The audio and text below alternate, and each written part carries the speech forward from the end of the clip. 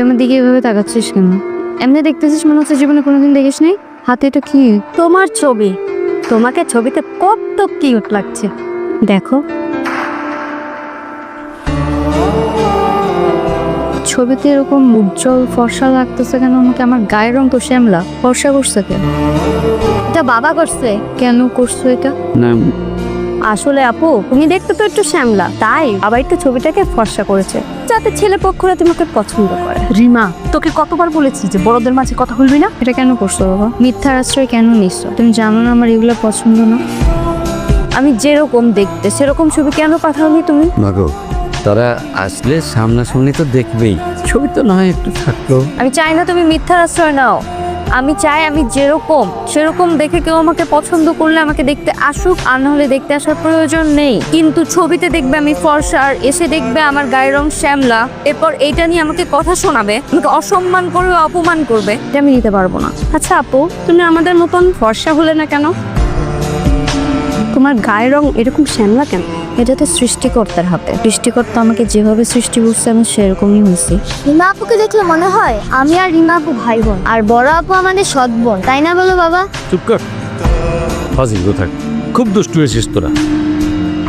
মা মা আবো কোথায় যাচ্ছিস মা?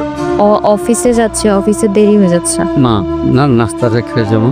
অফিসে যে করে নিব। তোকে কতবার বলেছি যে ওর সামনে এই ধরনের কথা বলবি না? তারপর তোর কানে যায় না না? তরমা খেতে হবে না, এগুলো খা, সব খা। কি বারবার তাকাচ্ছেন কেন? কিছু বলবেন? আসলে দেখেন না, এই প্রজেক্টটা আমার মাথায় ঢুকছে না, একদম ব্ল্যাক আউট হয়ে আছে। একটু দেখে দেন প্লিজ। এদিকে দেন,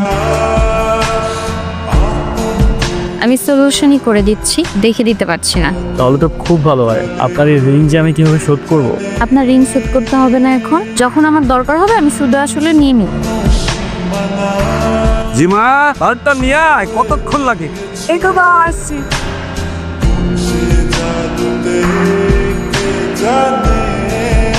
বাবা কি করো? কিছু না মা। বাপটা একটু চেঞ্জ করলাম। কেন বাবা? চেঞ্জ করার কি দরকার ছিল? ঠিকই তো ছিল বাল। ও, এই বাল্বটা লাগানো হয়েছে যাতে তোমার চেহারা আরো বেশি ফর্সা লাগে। এটা কি বাবা? এগুলো কি পাগলামি না বাচ্চামি কোনটা? তোমরা জানো না আমার এগুলো পছন্দ না? তোমরা বিরক্ত করতেছো আমাকে এগুলো করে করে। আচ্ছা মা, ভুল হয়ে গেছে, আর হবে না। না, তুমি এখন যদি লাইট চেঞ্জ না করো আমি কিন্তু পাত্রপক্ষের সামনেই আসবো না বলে দিচ্ছি। আমি যেমন আমাকে তেমন দেখে পছন্দ করলে করবে, না হলে করবে না। আপু, তাহলে তুমি বেশি বেশি করে মেকআপ করে নিও, তাহলে আমি যেমন আছি তেমনই সুন্দর। আর আমি যদি মেকআপ করে তাদের সামনে যাই তাহলে শ্বশুর শাশুড়ি জামাই তাদের সামনে সারা জীবনই মেকআপ করে থাকবো। আমার রিয়েল চেহারা কোনোদিন দেখবে না তারা। আর আমার রিয়েল চেহারা মানে এমন যে মানুষ দেখে টু ফেলবে এরকম। আমার গায়ের রংটা একটু শ্যামলা, ফর্সা না। এ তো যার পছন্দ হবে হবে, না হবে না হবে। আচ্ছা ঠিক আছে মা, আমি আপনি চেঞ্জ করে দিচ্ছি। তোমার একটা ফোন এসেছে। ছেলের মামা। হ্যালো, আসসালামু আলাইকুম। ভাই সাহেব, আমাদের তো একটু সমস্যা হয়ে গেল। আমার ভাগিনার কাজ করে গেছে, আজ আসতে পারবো না। আসতে পারবেন না? না না, কাজটা জরুরি।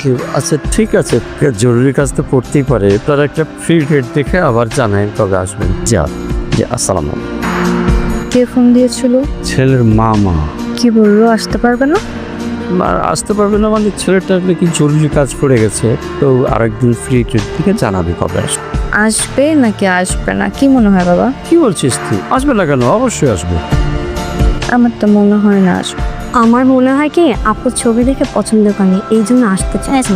ভাই, তোদের এত পাকনামি করতে কে বলেছে? হ্যাঁ, কোথায় কি বলতে হয় কিছু জানিস না? না, যা এখান থেকে। ওকে ধমক দিচ্ছ কেন মা? ধমক দিয়ে কি তুমি সত্যটাকে মিথ্যা করে দিতে পারবা? কিন্তু ঠিকই বলেছে, আমার গায়ের রং শ্যামলা, এই জন্য আমি কতবার রিজেক্ট হলাম। অতপক্ষ আমাকে রিজেক্ট করতেই এসে আমার গায়ের রঙের জন্য। তবে আমার কি সমস্যা? আমি যেমন আছি তেমনই আমার কাছে ভালো। এরকম যদি কেউ আমাকে দেখে পছন্দ করে, যার সাথে আমার ভাগ্যে লেখা আছে সে আমাকে পছন্দ করবে, বিয়েও হবে। আর যদি ও না করে আমার তাতেও কোনো সমস্যা নাই। কিন্তু তোমরা এই যে কৌতুকগুলো করতেছো না, এগুলো করো না। এগুলোতে আমি ছোট হই, এগুলোতে আমার আরো কষ্ট লাগে। বুঝো না তোমরা বাবা মা হইছো না, এতটুকু তো বুদ্ধি থাকা উচিত।